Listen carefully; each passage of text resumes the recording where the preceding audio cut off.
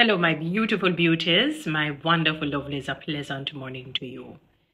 Today I want to take the time out to really thank and salute our essential workers. I'm talking doctors, lawyers, actuaries, teachers, nurses, people in the medical field, medical practitioners, people in government agencies, who try to make the lives of others better, who try to find ways of people earning more, getting monies belonging to them, owing to them, whether it's their pension or whatever monies in a legal and in a morally upright or ethical way. I salute you. People do not understand the turmoil, the challenges, the hoops that many of you have to jump through every day to just get up, put on some semblance of mental stability and strength to come and face another day. When the doctors have to go into the hospital to hear of some sort of a medical issue, that cannot be easy on the mind. It cannot be easy on the heart. It cannot be easy on the soul. I'm sure when the day is done and you unwind, you're like, oh my goodness, the only thing that I'm unwinding is somebody telling me of some illness, somebody telling me of some sickness. I have to witness somebody messing up themselves in one form or other, hearing the cries because people are in physical pain, mental anguish. When teachers have to go to school with 20 odd, 30 odd, 40 odd and more students in one class and say, my goodness, these children, whether they know it or not, are vulnerable.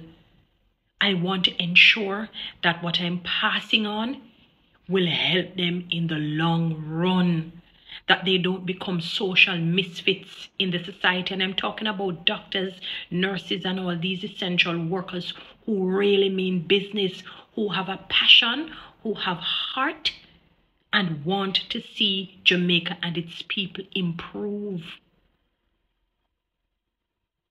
I cannot even imagine how difficult it must be on your mind, because sometimes, we are biased as human beings.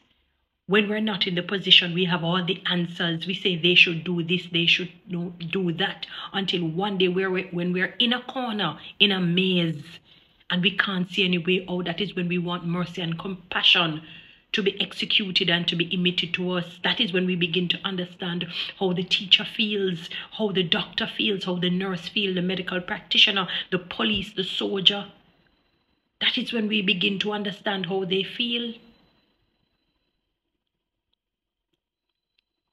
And even some of them who are deviants in the society, they didn't just get up and say, oh my, I know there was a young boy who they had interviewed, overseas, who said his dream is to become, I don't know if he said a killer or murderer. That's an unusual case. But in general, we're talking, people don't get up and say, wow, my dream job is to become a chopper. Oh, my dream job is to become a thief. Their backs have been against the wall. And don't get me, I'm not making any excuses for them, because wrong is simply wrong. Right is simply right. Not making any excuse.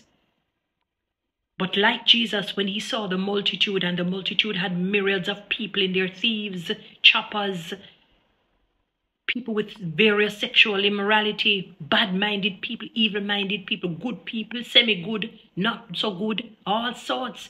And the Bible said Jesus saw the multitude and had compassion. Go and read it in the book of Matthew. I think it's Matthew chapter 5 or somewhere in Matthew. He had compassion. He understood the plights of the different peoples. That sometimes not even those choppers and scammers wanted to choose that path. But the right ingredients was not put in the mix for them to become socially fit human beings in the society.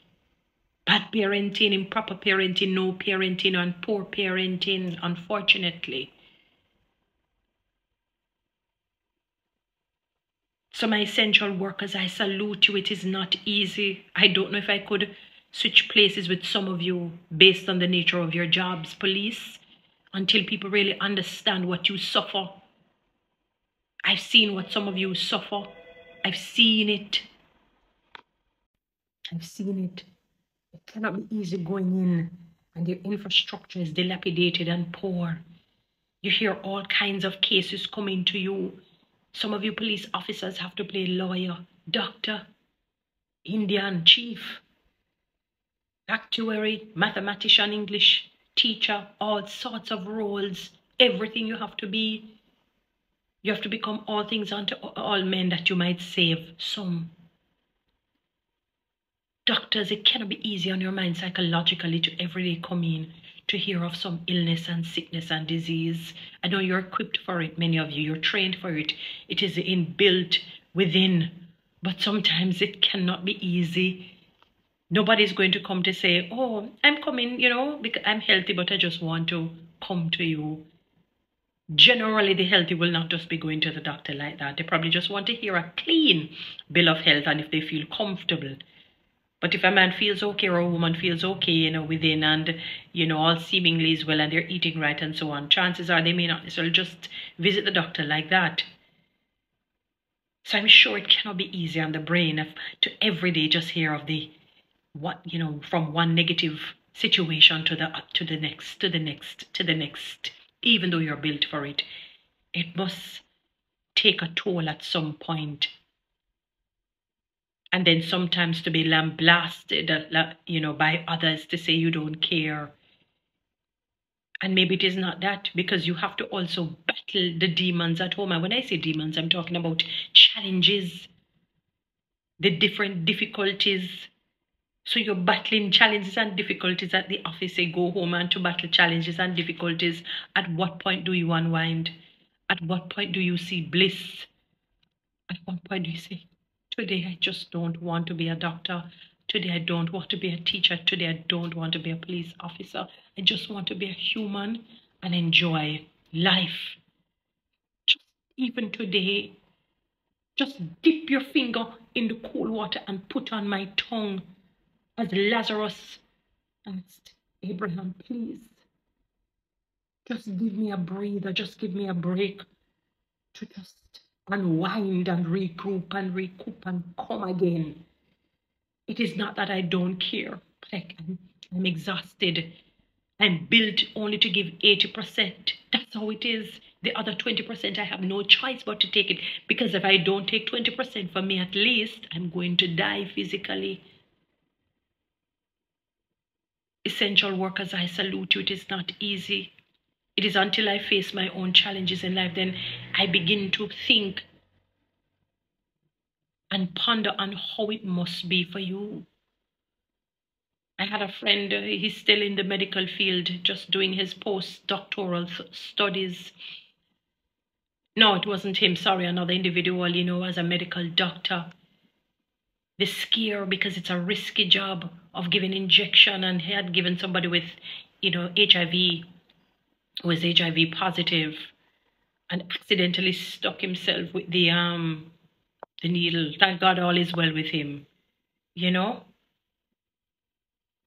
I'm saying to myself, wow, life. And you just want that moment to just be human.